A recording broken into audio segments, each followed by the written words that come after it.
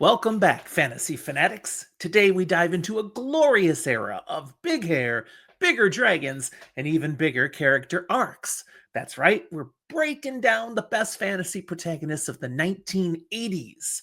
Who ruled the realms? Who enchanted the page? And who just barely missed the throne? Stay tuned, your next favorite character might be waiting in shoulder pads and wielding a magic sword.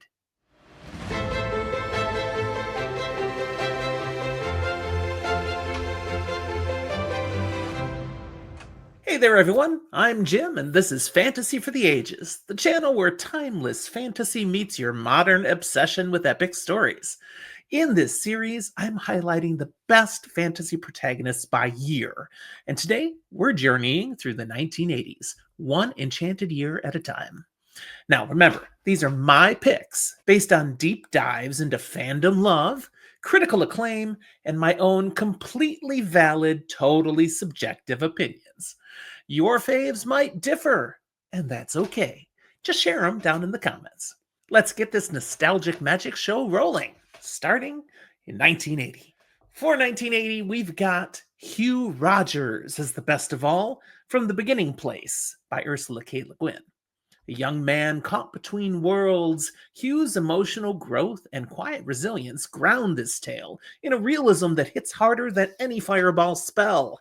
His courage isn't flashy, it's earned, and that makes him unforgettable. Runner up is Aladar from Master of the Five Magics by Lyndon Hardy. 5 schools of magic, 1 underdog. And Aladar nails them all like he's playing a fantasy RPG before it was cool. This guy practically invented magical multitasking. 1981. The best of the year is Theo from Westmark by Lloyd Alexander. Our printer turned revolutionary proves that brains and heart can beat brute force. Theo's journey is rich with grit, ideals, and just the right dash of bookish rebellion. Runner up for the year is Severian from The Claw of the Conciliator by Gene Wolfe. An exile with a memory for the ages. Literally. Severian's tale is as layered as a philosopher's fever dream, and his moral journey continues to mesmerize scholars and sword lovers alike. For 1982, I bring you the best protagonist as Pug from Magician by Raymond E. Feist. He starts as an orphan with no clue about his destiny and ends up bending reality across multiple dimensions. Pug is proof that nerdy kids really do rule the multiverse. The runner up for 1982 is Garion from Pawn of Prophecy by David Eddings. A classic farm boy turned sorcerer king. Some may think Garion checks all the trope boxes, but dang it, he owns them, complete with charm, stubbornness, and righteous fury. Moving to 1983, our best protagonist is Alana from Alana, the First Adventure by Tamara Pierce. She slashes her way through patriarchy with a sword and a fierce sense of justice. Alana's defiance, drive, and magical sass changed YA fantasy forever. Runner up for the year is Soldrin from Lioness, Soldrin's Garden by Jack Vance. The tragic princess who dares to love, rebel, and feel deeply in a cruel world of fey courts. Soldrin is a poetic powerhouse cloaked in melancholy. Turning to 1984, our best protagonist is Erin from The Hero and the Crown by Robin McKinley. She slays dragons, battles self-doubt, and rises as a queen of fire and legend. Erin is what happens when grace and grit combine in one unforgettable heroine.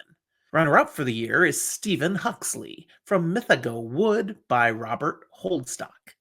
Step aside, Indiana Jones. Stephen's myth-soaked forest expedition rewrote reality and redefined the power of memory and mythic imagination.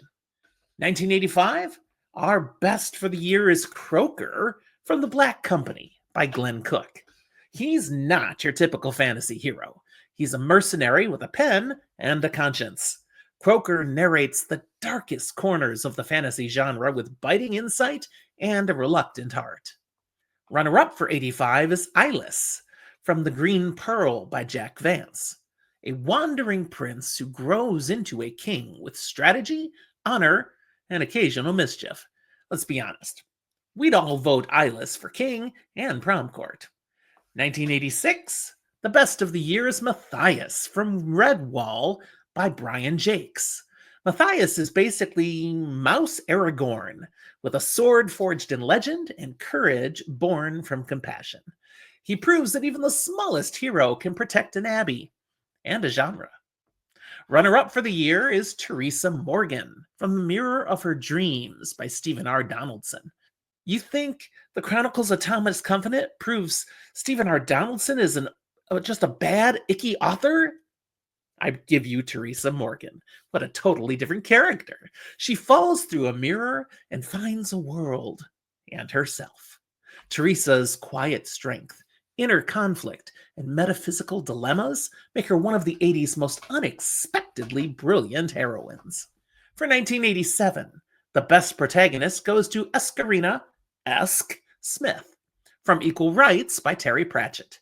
She's funny, fierce, and flings gender norms out the window with a spell. Esk is Discworld's answer to the glass ceiling, only she smashes it with magical flair and a goat in tow. The runner-up for the year is Mandricardo of Tartary from Mandricardo by Lynn Carter. A parody? Sure. But Mandricardo's absurd adventures and undying devotion to Callipygia gives this mustachioed rogue a place in our hearts' hall of chuckleworthy fame. 1988 brings us as best protagonist Alvin Miller from Seventh Son by Orson Scott Card.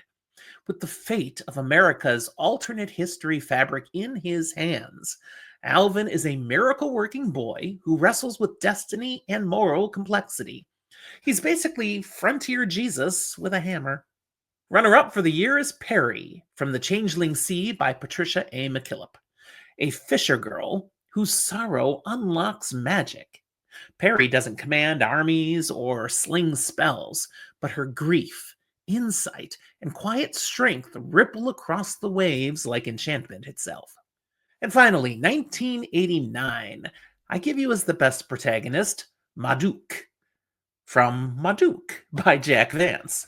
She's bold, curious, and totally unimpressed by royal nonsense. Madook blazes her own trail through political webs and fairy tricks with a grin and a dagger behind her back. Runner-up for the year is Sparhawk from The Diamond Throne by David Eddings. Knighthood, loyalty, banter. Sparhawk swings his sword with as much flair as he slings sarcasm, and that's why we love him. And there you have it. 10 years of unforgettable heroes, reluctant rulers, dragon slayers, and magical misfits. Who did I miss? Who should have been crowned instead? Tell me in the comments. And don't forget to like, subscribe, and ring that enchanted bell so that you don't miss the next episode, where we take on the bold, brilliant, and sometimes bizarre fantasy protagonists of the 1990s. Until then, keep questing forward. This is Jim, signing off from Fantasy for the Ages. We'll talk to you next time.